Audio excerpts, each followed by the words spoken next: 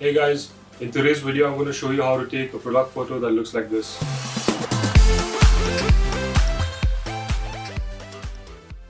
So for this video I decided to use a pair of Nike shoes that I borrowed from a friend of mine, which he's barely ever used. And to be honest, I didn't really have an idea on how I wanted the end product to look like, but I did know that I wanted to take a shot of these shoes by having them suspended in the air and not your basic tabletop kind of shots which everybody does nowadays. So the setup wasn't too easy, I would say.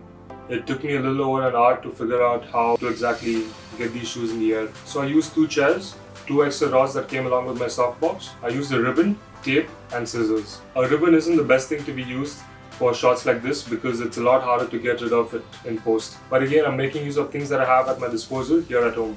The best thing to use for a shot like this would be those plastic strings that you get. They're pretty thin, transparent and a lot more easier to remove them off in post. So what I did for the actual setup was that I placed these 2 rods across 2 chairs and then I stuffed some newspaper into the shoe to give it some shape. With the help of some tape, I taped the ribbon to the inside of the shoes and then hung it across the 2 rods. I even used the ribbon under the shoe to keep it in this sort of a diagonal position. And then I also wanted the shoelaces to be up in the air. So I used a bit of tape and I stuck the shoelaces to it as well. I then set up a background using a towel, which is again not the best thing to use, but I just thought that that sort of texture and that fabric sort of look would go well with the shoes. But then when I looked at the picture, it didn't really work out. So for the lighting, I used my Godox SL60W with the 90cm softbox.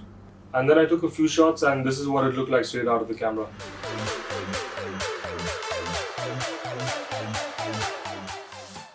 Now let's move into the edit. So I opened up the raw file in Photoshop and I spent a while masking the shoe out because the background that I used wasn't the best.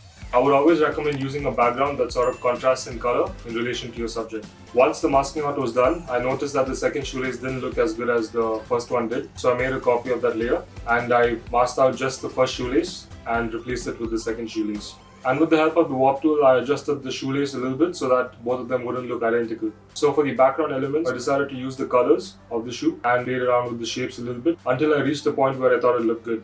And then I added the text, the tagline, and this is what I was left with. So yeah, that's how I shot this picture, guys, and I hope you found this video useful and that it sort of helps you in shooting your own product photos. And yeah, I'll see you in the next one.